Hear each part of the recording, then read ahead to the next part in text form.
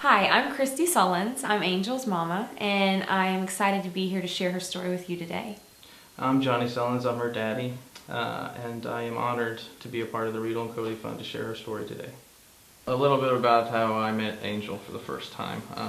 I stepped out that morning, and I had steel-toe boots. I must have made one heck of a racket down this iron staircase that led up to our apartment. And I kind of looked up, and right when I looked up, there was this little golden dog.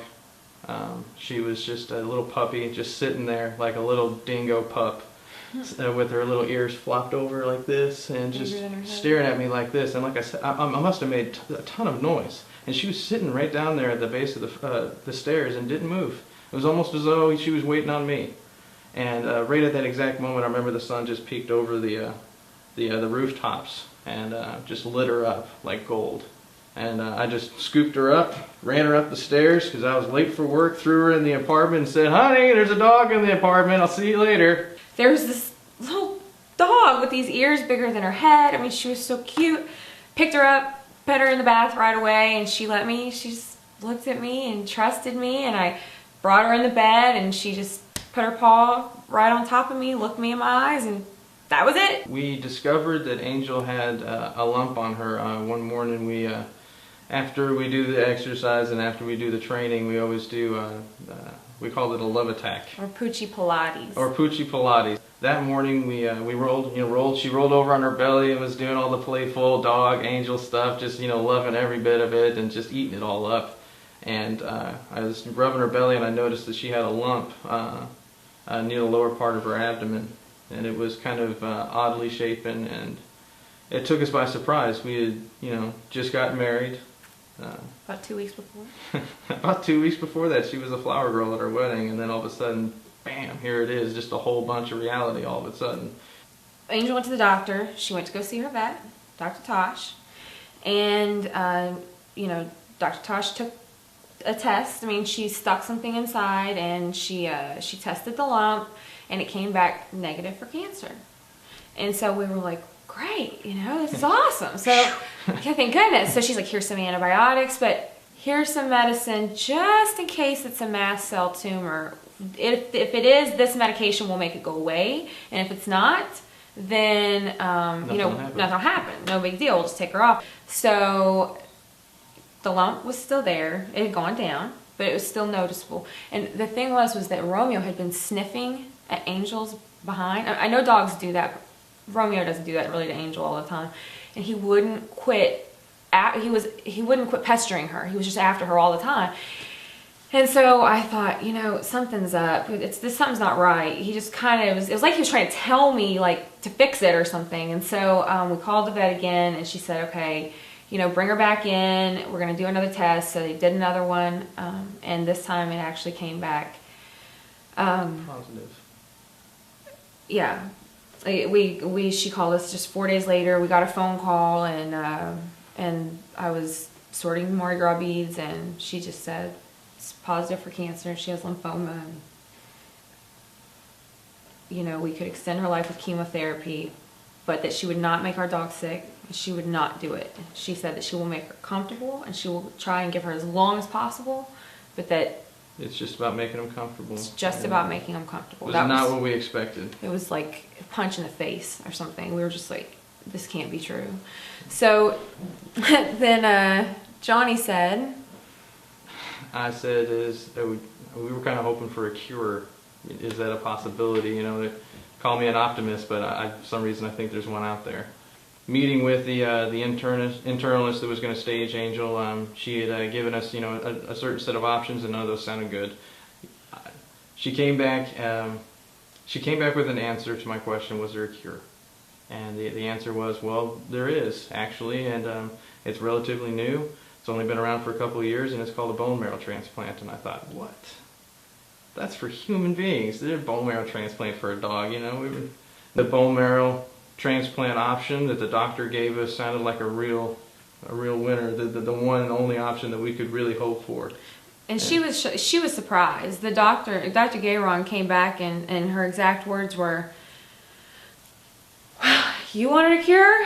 You got it." And we were like, great. what is it? And when she told us, I talked to some of my colleagues from across the country. They said this is the only answer. This is the only way that we know to start curing canine lymphoma. And so we're like, how much? She said $16,000. And then Johnny said, how long do we have to raise the money? We decided to go ahead, and she said, you need to decide in a week. All I could see was that, our family was in a situation where we just had a wedding, so our savings was gone. I called Christy up to let her know, and I called up a couple of lawyer friends of ours and got the ball rolling, and I said, they're just going to do it. No question about it from this point forward. It's not a question anymore. It's just a matter of knowing and walking the path. Just confusion and shock and pain and all of these things are happening, so you're in crisis mode, and all you want to do is help your dog, The one thing that we knew was we needed to count on our community. We needed to count for our resources locally, and maybe there's some people out there going through the same thing. So my wife put together several Craigslist ads. I don't know if we had done newspaper ads yet on that one, but just basically putting the word out there that we were looking for donations. We're at the point now where we were making these local efforts. We had the large garage sale, the bake sale. We were starting to establish ourselves in the dog community with the LSPCA, with Canine Connections, and starting to really understand how the dog community works, how you get assistance and that sort of thing. And that's when we kind of realized, I'm a mathematician as well, so doing the math here, it's not looking like we're getting quite the slope that I need in order to really get to our goal of $16,000. I mean, right. We were doing something, but it wasn't going to be big enough. So we knew we needed a website. And it was a fun, beautiful site, but it didn't have any search engine optimization. It wasn't able to be searched by Google because it wasn't an HTML format. We just did everything wrong. And then Christy told me about this one new organization, brand new organization called the Riedel and Cody Fund, and I said, okay, well, what are they about? Did you talk to someone? Who'd you talk to? I submitted something to Canine Cancer Awareness, and they were not able to fund Angel, but they were able to put her story up. And so we put her story up, and we were trying to raise the last of the money, and if we didn't get that $5,000, then Angel wasn't going to get the transplant. And we got a phone call. And, or actually we got an email, and then, then I spoke, she said there's a new organization and they want to help you, and we're like, what? I mean, it was in the 11th hour. And then we spoke to the Riedel and Cody Fund, and they donated $5,000 to save Angel's life, and if it wasn't for them, then she wouldn't be here today. No, she wouldn't, because that was it. We were at the end of the road, and we were $5,000 short. There was no more to beg, steal, borrow. That was it. So they saved Angel's life. Having a site like the Riedel and Cody Fund, where you're given all of those tools, you're given the full package. You got the forums, the networks, the doctors, the funds on top of that, and a premium quality website. I can't tell you how difficult it is really just to make it look nice. The essence of it gives you credibility. Credibility is a huge thing for people, especially when you talk about dog cancer. If you're trying to raise funds, having a place to go to like the Riedel and Cody Fund website to get information, share your story with people, it is pivotal, I think.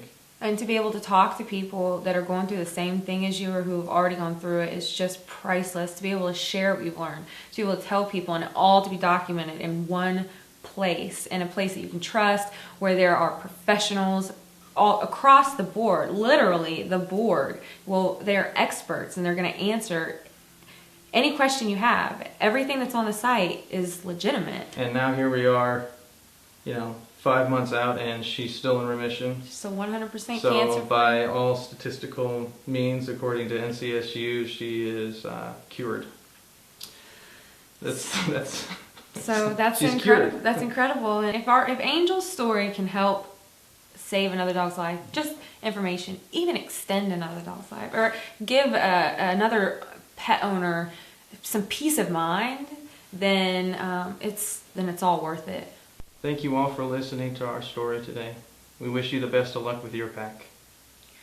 Thank you so much for listening to Angel's story today. We hope that some of the information that we've shared will help you on your own personal journey. Good luck.